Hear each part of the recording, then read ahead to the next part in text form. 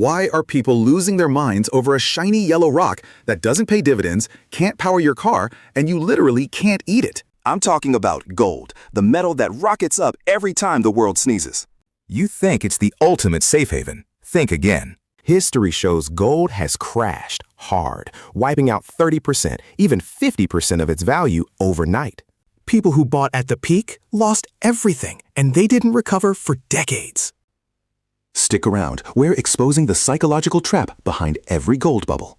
First, the illusion of value. Why gold? Not copper, not iron. Why this metal? It's rare, doesn't rust, looks pretty. That's basically it. 90% of all gold ever mined just sitting in vaults, doing nothing. Only 10% gets used in tech or industry. The rest, pure belief. Its value isn't intrinsic, it's collective. When everyone believes, it works.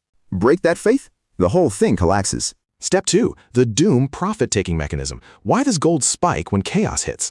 Because gold has zero counterparty risk. Your cash can be inflated away.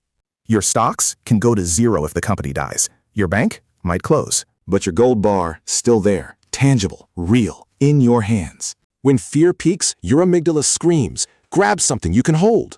That's not logic. That's primal panic. And Wall Street knows it. Which brings us to step 3, the whale pump and dump cycle. Big funds quietly buy gold when it's cheap, before the headlines hit. Then they fuel media hype. Inflation, war, collapse, doom. You see the news, panic sets in. You FOMO buy at peak prices. Whales, they smile. Cash out, sell everything, price plummets. And you, left holding a melting ice cube, down 40%, maybe more. Final trap, the opportunity cost.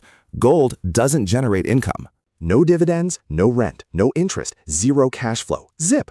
It just sits there, hoping someone dumber pays you more later. Compare that to stocks or real estate, assets that actually grow money while you sleep. Gold?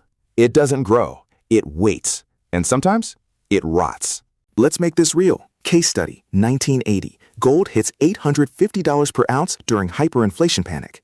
Everyone buys, believes it'll double. Then, Fed hikes rates. Market crashes. Gold free falls 65%, drops to $300. Gone, vanished, poof. How long to break even? 28 years, until 2008. 2 decades and 8 years. And that's without adjusting for inflation. Your safe asset actually lost value. Fast forward to 2011. Gold hits $1,900. Another frenzy, another crash. Plunges to $1,000, stays frozen for 8 long years. If you emptied your savings to buy at the top, you didn't protect wealth. You locked it in ice. Your money paralyzed, couldn't grow, couldn't adapt, couldn't breathe. So, should you buy gold? Yes, but like a pro, not like a panic buyer. Rule 1. Cap it at 10 to 15% of your total portfolio. Treat it like insurance, not an investment.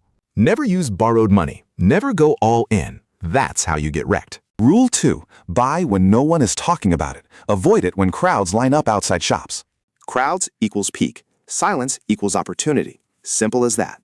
Rule 3. Physical gold only for survival mode. Avoid paper gold, ETFs, or trading accounts. If you're not a pro trader, stay away from gold futures. That's gambling dressed as investing. Store real bars or coins in a safe, offline, untouchable by algorithms or banks. Gold won't make you rich overnight. It's not a rocket. It's a life raft. Use it to survive storms, not to chase gains. Chase gains, you'll drown. The real danger isn't gold crashing. It's you buying because you're scared or greedy. That's when gold turns from protector into financial anchor, dragging you down. So ask yourself, do you own gold or are you waiting for the next dip? Drop your strategy in the comments. I read everyone. And if you don't want to miss the next breakdown of financial illusions, smash subscribe. Seriously, these traps are everywhere. Stocks, crypto, real estate, we expose them all. One last thing, rebalance your portfolio today. Don't wait for the next panic. Gold belongs in your plan, but only if it's small, strategic, and calm. Not emotional, not desperate, not FOMO-driven.